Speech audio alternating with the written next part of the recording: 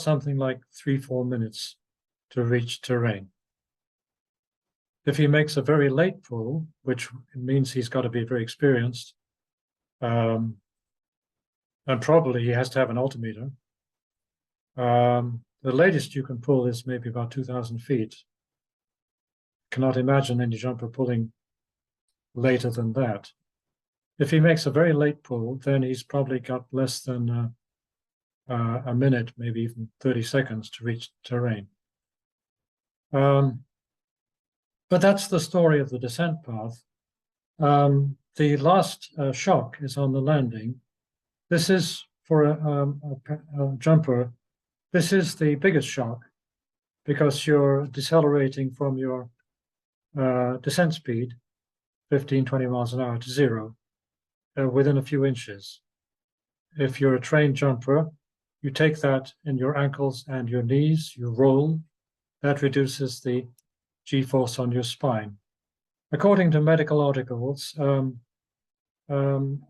good trained landing, you'll experience 6 to 8 Gs briefly on your spine if you roll, but it's literally for a tenth of a second. All of that is benign. All of that is a normal jump. Anybody who has done a few jumps, whether as a sport jumper or in the military, would see that as a benign jump, a jump which causes you no grief. Right. So, and for what it's worth, the FBI did interview a very experienced jumper, whose name obviously we don't know. And the jumper said this jump is a very benign jump. This guy probably has done high altitude jumps. He's probably done at least 150 jumps. What he's wearing and what his footwear are quite immaterial to the jump.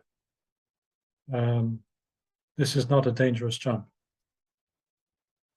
And I suppose it's also worth saying, although it's very well known, that if you jump from the air stair of a 727, you are very well protected from other parts of the airplane. You're not going to collide with any part of the airframe. You're not going to collide with the engine. You're not going to experience any exhaust blast. You're well clear of the engines and you're well clear of the airframe.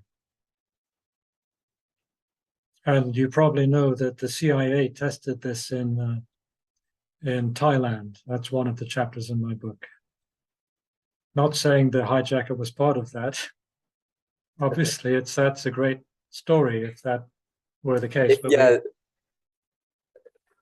I mean, is it worth touching on that story?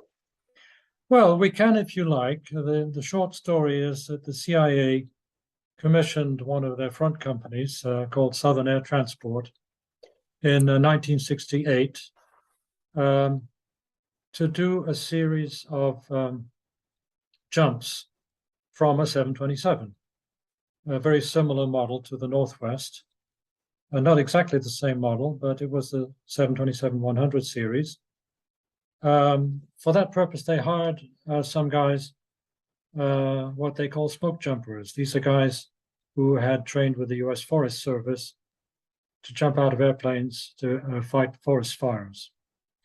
And these guys at the time were based in Vientiane, Laos, working for some covert projects. And Southern Air Transport asked them if they could come over to Thailand and do some jumps from a 727, which none of them would have ever done before.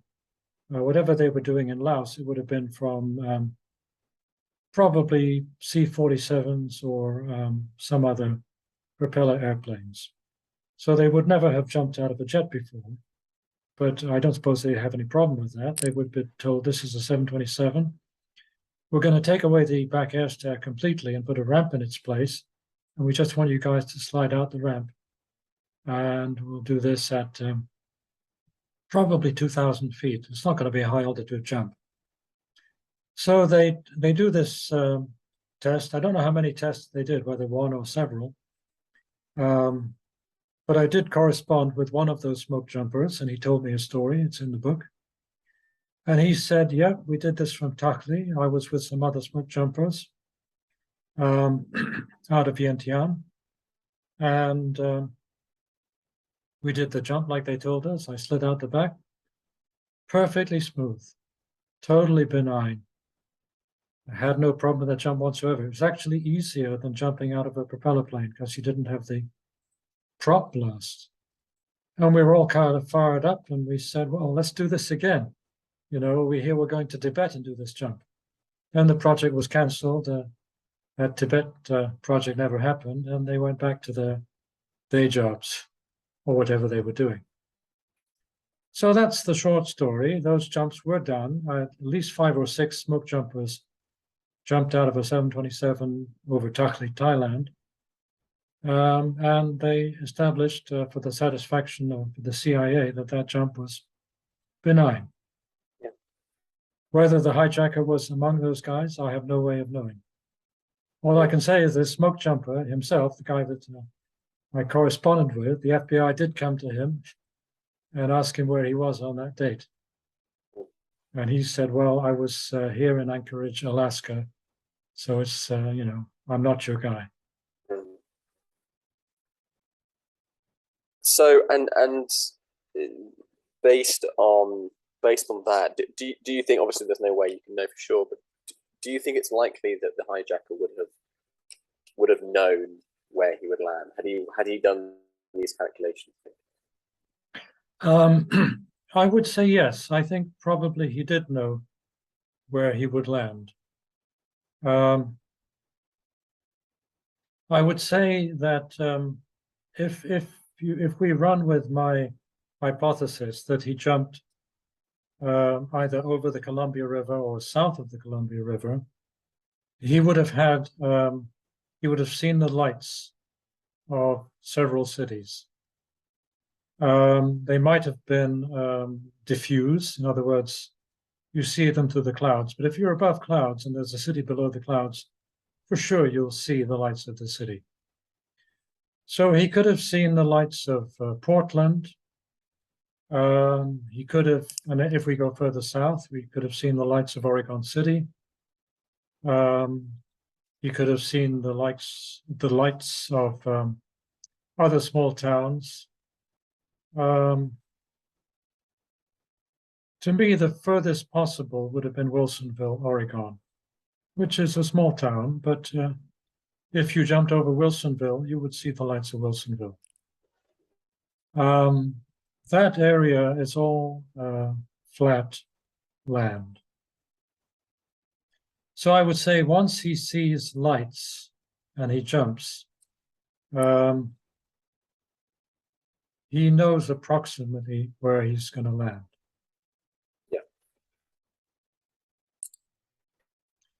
And maybe this is a good time as any to say what I think, what I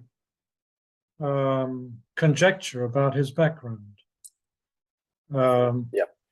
Since his background is an important part of what he would have known when he made this jump.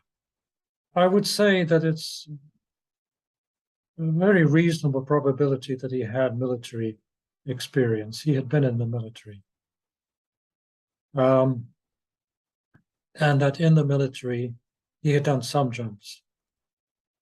Not necessarily a lot, but enough to feel relaxed about putting on a parachute and jumping with a parachute. The most likely branch of the military for me would be not the US Army, but the US Air Force. And the reason I say that is because when he gives instructions to fly at 10,000 feet, and he says gear down and flaps down, flaps 15, this is not the sort of knowledge that a paratrooper would possess. A paratrooper, as to say a US Army airborne soldier, does not need to know airspeeds, flap settings, configuration. but a guy in the US Air Force who's involved in drops, in airdrops, does need to know that. And for me, the most likely occupation to possess that knowledge is loadmaster. The loadmaster is an occupation which was first defined by the Douglas Airplane Company, and